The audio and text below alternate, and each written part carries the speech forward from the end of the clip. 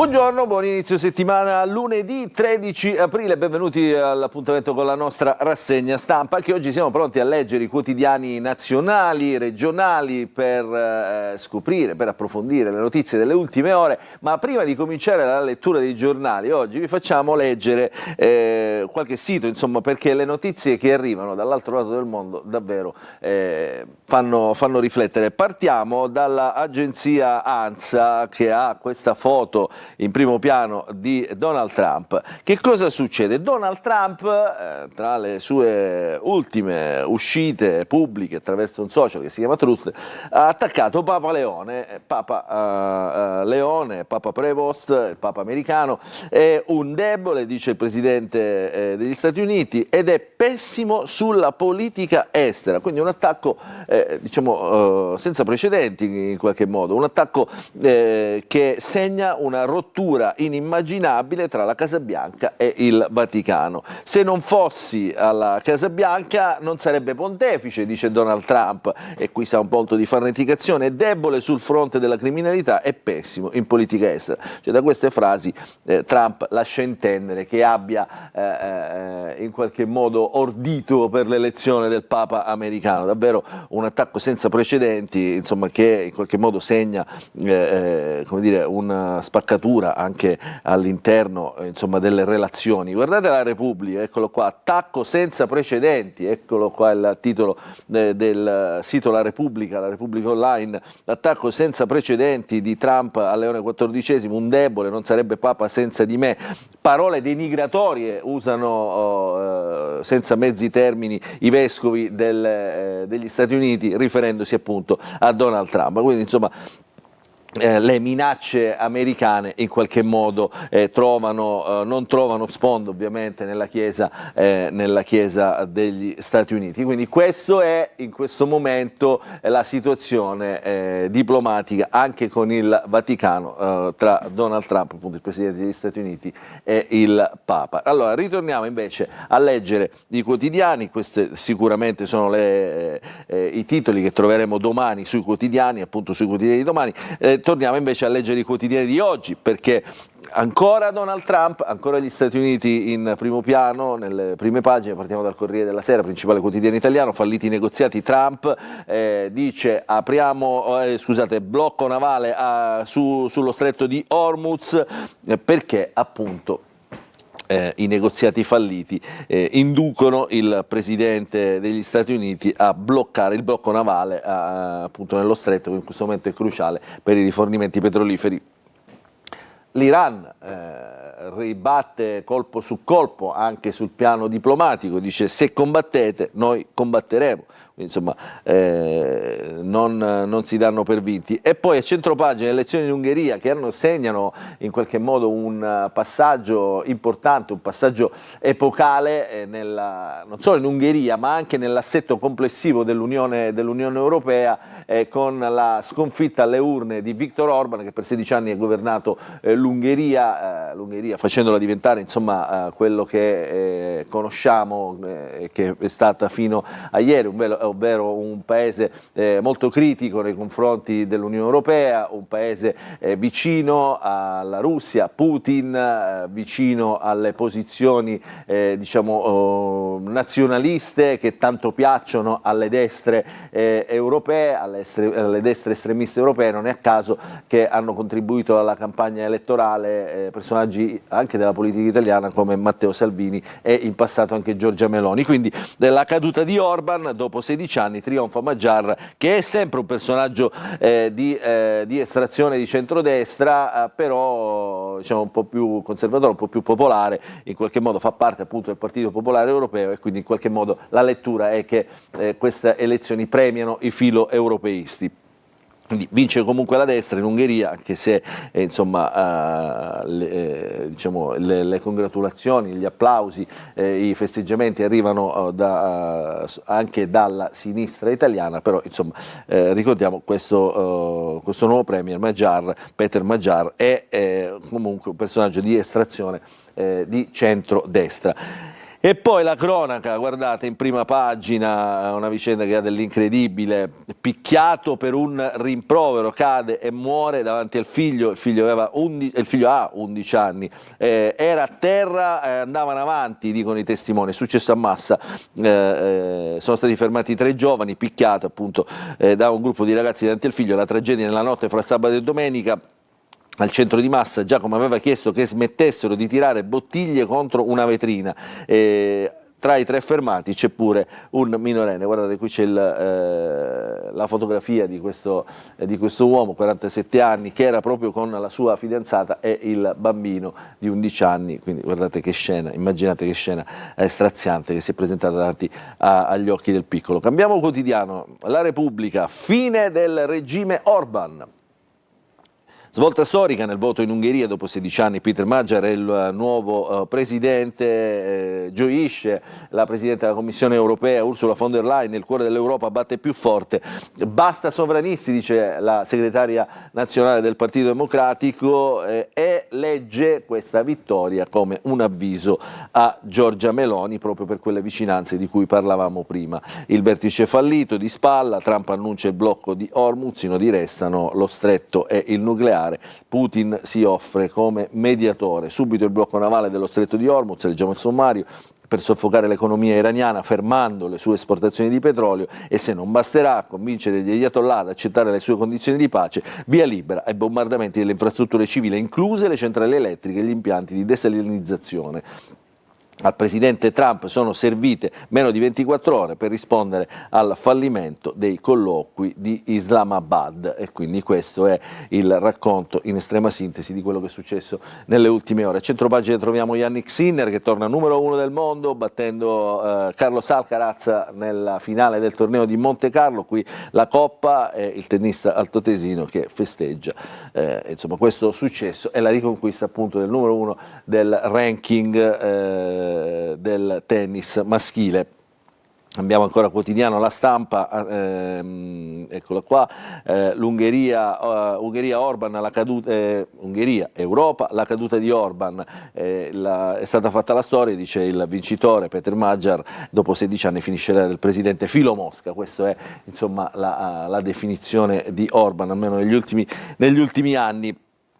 E poi uno rosso, vedete abbiamo parlato di Jannik Sinner, uno è il numero 1, rosso è lui, il tennista altoatesino, pel di carota come lo chiamano i suoi tifosi, batte Alcaraz a Monte Carlo e ritorna sulla vetta del mondo. Poi tanti approfondimenti sulla crisi in Medio Oriente, firmati dalle prime firme del quotidiano La Stampa, che li troveremo tutti dentro il quotidiano.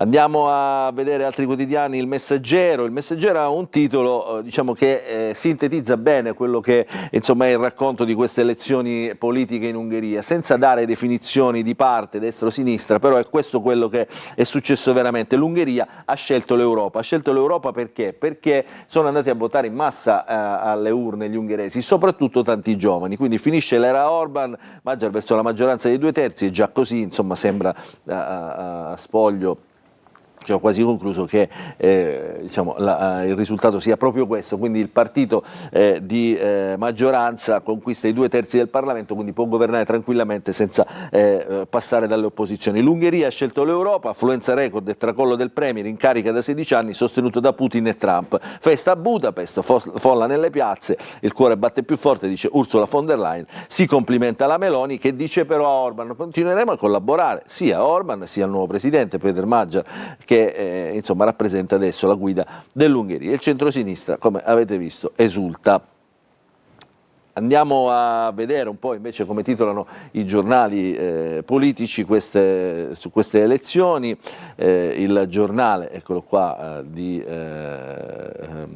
diretto da Tommaso Cerno, titola su Orban e su Trump, finisce l'era Orban, esplode l'ira di Trump, l'Ungheria svolta ma resta a destra, e invece Trump pronto a usare la forza per Hormuz, e qua ci sono le due fotografie insomma dei due leader, il leader decaduto e il leader insomma che in questo momento sta decidendo le sorti del pianeta, diciamo, come possiamo ben notare, anche economiche, soprattutto dell'Occidente. Questo è il giornale, andiamo a vedere Libero, vince la destra, guardate il titolo, ma la sinistra festeggia, anzi il male lo leviamo, vince la destra, la sinistra festeggia. Voto in Ungheria, progressisti in tilt, Orban viene travolto dall'ex Delfino Maggiari, i compagni sognano la spallata a Meloni che si complimenta, lavoreremo insieme. Weber, il PPE, sottolinea, Weber il capo del PPE, il Partito Popolare Europeo, al Parlamento Europeo, sottolinea che questa è comunque una vittoria del centrodestra.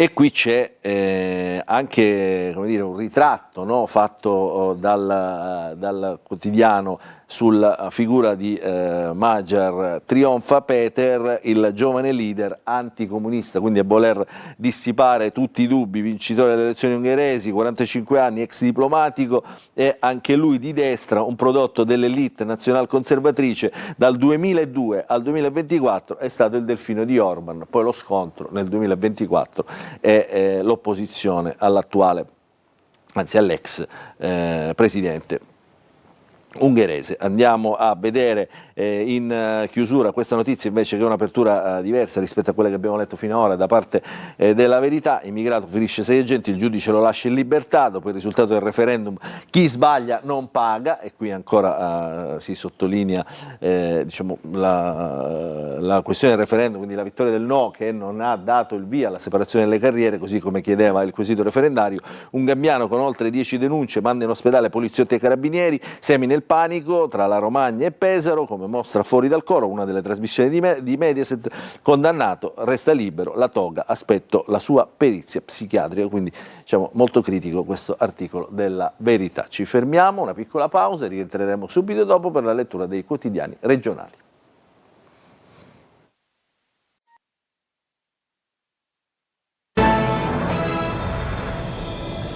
Rientriamo in diretta nella seconda parte della nostra rassegna stampa, lunedì 13 aprile. Andiamo a leggere, a sfogliare, a leggere i quotidiani regionali che vedete già in pagina. Eccolo qua, il Giornale Sicilia, lo sistemiamo a favore di lettura appunto di chi ci guarda dal TV, per chi ci guarda dalla TV.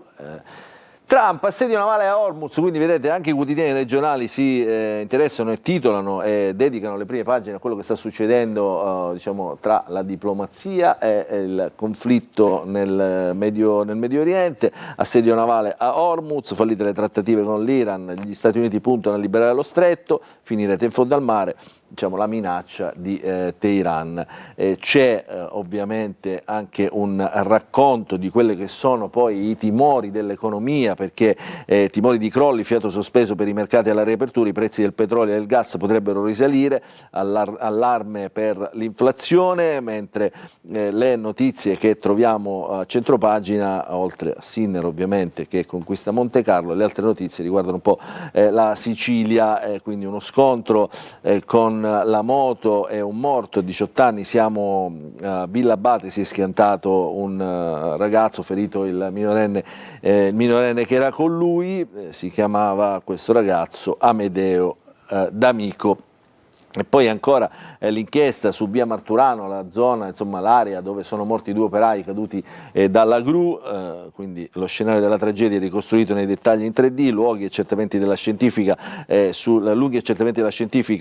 sul luogo in cui hanno perso la vita gli operai. Si vuole cercare di capire, al di là delle regolarità, dei permessi, anche la dinamica di questo incidente, che è davvero dell'incredibile. La gru, vedete, eccola qua, la foto è piccolina ma l'abbiamo vista anche nei giorni scorsi, la gru praticamente si è accartocciata su se stessa e non ha lasciato scampo agli operai che sono precipitati da un'altezza importante al suolo e sono morti. Questa è la prima pagina del Giornale Sicilia. Andiamo sulla Gazzetta del Sud, nell'edizione di Messina, il quotidiano dello Stretto. Ancora Trump in apertura, assedio navale a Hormuz, le elezioni in Ungheria di spalla, il trionfo di Magyar con l'era Orban che si chiude, e poi lo sport a centropagina con il Master 1000 di Monte Carlo vinto da Yannick Sinner contro Alcaraz, il campionato che vede un turno favorevole per l'Inter, che guadagna punti sulle dirette concorrenti per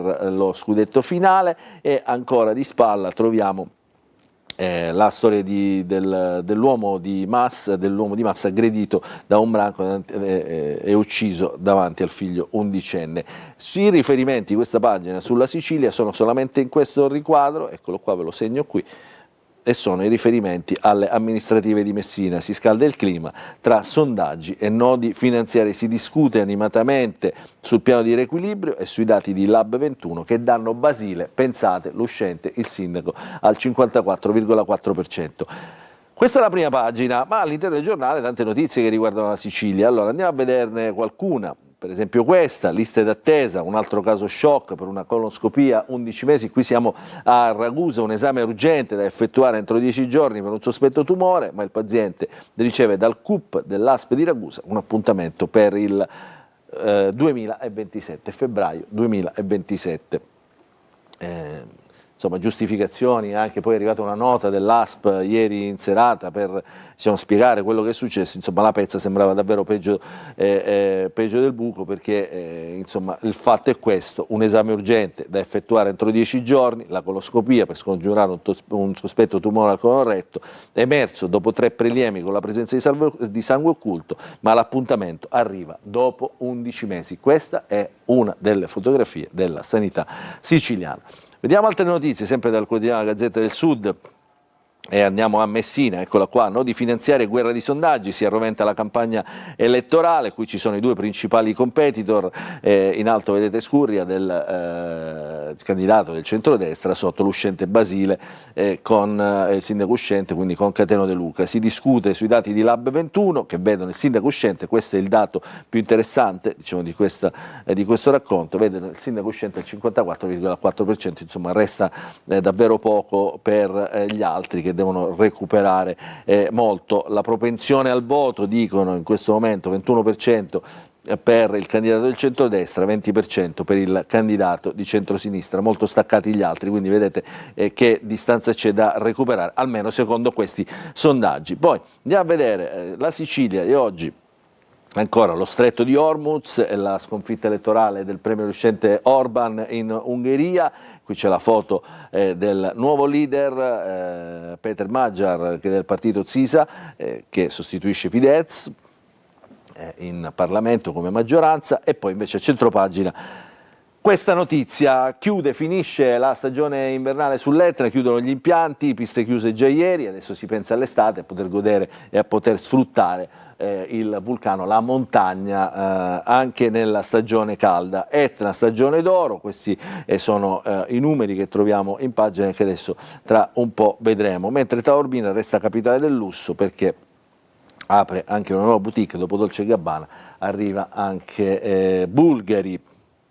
Leggiamo dentro le notizie, quindi restiamo sull'Etna, un inverno da incorniciare, dicono sulla Sicilia, ora la magia di primavera, sulle piste si è registrato un più 3% di appassionati in vista della nuova stagione lusso, ospitalità e buon cibo per attrarre e coccolare i visitatori stranieri, fra trekking e relax. Vedremo cosa succederà. Intanto le foto delle piste innevate restano comunque ben in evidenza e raccontano una buona stagione sul fronte dello sci.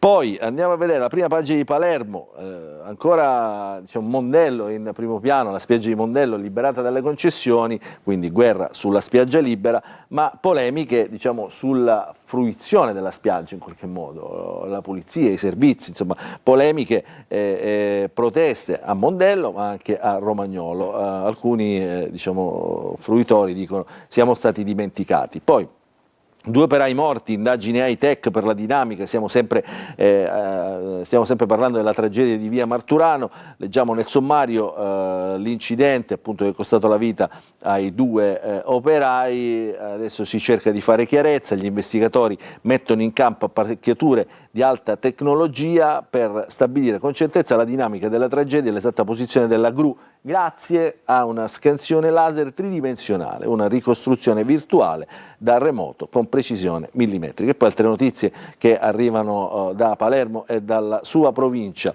Andiamo a Catania. Torna l'emergenza rifiuti per Trappeto Nord, strade invase appunto nel quartiere, 4 grandi discariche nonostante i sequestri e le bonifiche, siamo nella zona di Viale Tirreno.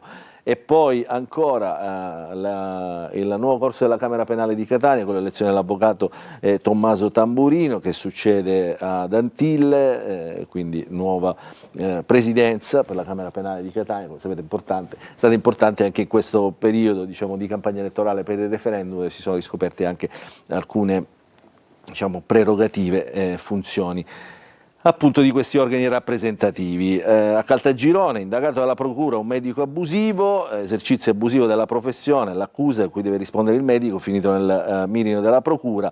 Nell'avviso di conclusione delle indagini preliminari si fa riferimento a false attestazioni in atti, sembra che ci sia una laurea in medicina conseguita all'estero e quindi non valida in Italia. E poi ancora i rifiuti sull'Etna, ne sono stati rimossi 20.000 kg.